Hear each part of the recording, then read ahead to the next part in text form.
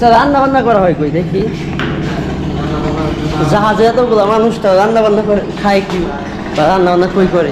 এই এত বড় জাহাজে তো যে পানি পাস করি, পানি আমরা পানি কি বলে কি সরাসরি নদী থেকে পানি উঠে থাকি? সব মিলে বলতে গেলে অনেকটা একটা বাড়ির মতো। কার্গো জাহাজ দূর থেকে যে থাকে জাহাজ মনে হয়, কিন্তু জাহাজের উপরে উঠলে মনে হয় এটা যেন একটা বাড়ি। বিশাল এই কার্গো জাহাজের ভিতরে নেই এমন কোনো কিছু নেই। একটা মানুষের বসবাসের জন্য যা কিছু প্রয়োজন সবকিছু পাওয়া যায় এই কার্গো জাহাজে। এত বিশাল বড় একটা কার্গো জাহাজ, আর এই জাহাজ পরিচালনা করার জন্য কিন্তু অনেক মানুষের প্রয়োজন হয়।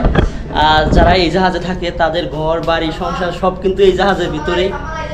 তো কথা হচ্ছে এই জাহাজে যারা থাকে তারা খাওয়া দাওয়া করে কিভাবে, গোসল করে কিভাবে, বা এক কথায় এইগুলো নিয়ে সবার মধ্যে একটা আগ্রহ কাজ করে যে জাহাজে যারা থাকে তাদের তো মূলত মেরিনার বলা হয়। তো তাদের জীবনযাপন কেমন, তো আজকে চলুন তাদের জীবনযাপন দেখার চেষ্টা করি। তো এই যে আমার সাথে সাব্বির আছে, সাব্বিরের তো কম বেশি সবাই চিনেন হয়তো আমার ভিডিও যারা দেখেন। আর এখানে এক ভাই আছে, তো সাব্বিরের নিয়ে মূলত একে একে সব কিছু দেখবো। এগুলো হচ্ছে রুম, থাকার রুম, স্টাফদের থাকার রুম, অনেকটা প্রবাসীদের রুমের মতো। এটাও একটা রুম। এটা কি? এটা ম্যাচ রুম। তো যারা এখানে থাকে তারা মূলত এই যে এখানে খাওয়া দাওয়া করে। এই হচ্ছে ম্যাচ রুম।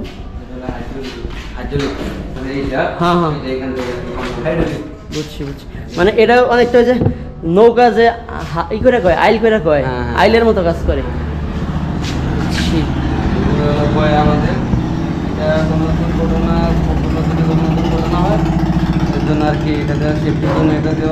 আচ্ছা, রান্না বান্না করা হয় কই দেখি?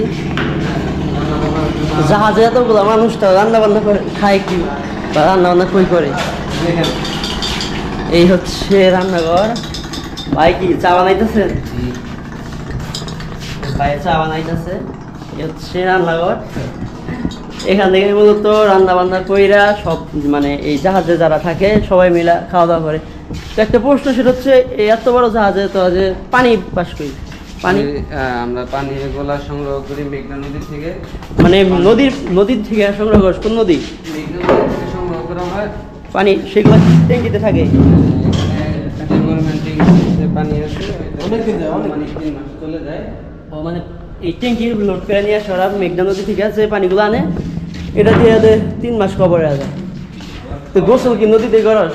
না, গোসল করার জন্য এই কি বলে কি সরাসরি নদী থেকে পানি উঠে থাকি?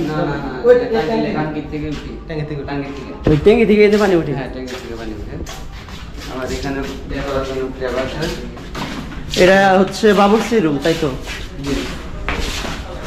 সব মিলে বলতে গেলে অনেকটা একটা বাড়ির মতো।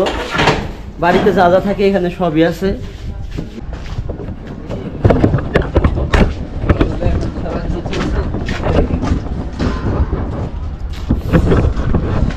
তো যেটা নিয়ে একটা আগ্রহ কাজ করতেছিল যে যারা জাহাজে থাকে তারা কিভাবে খাওয়া দাওয়া করে, তারা কোথায় থাকে, সেসব বিষয়ে কিন্তু আমরা জানতে পারলাম। আর হয়তো আপনারাও অনেকটা জানতে পারছেন, যদিও ভিডিও যেহেতু ভিতরে জাহাজের ভিতরে অন্ধকার, আলোর সংকট, খুব বেশি পরিষ্কার আসছে তা না, কিন্তু যতটুকু সম্ভব আমি তুলে দেওয়ার চেষ্টা করছি। এই হচ্ছে জাহাজে যারা থাকে তাদের জীবন, তারা এভাবে খাওয়া দাওয়া করে, এভাবেই দিনের পর দিন মাসের পর মাস এই জাহাজেই তারা থাকে।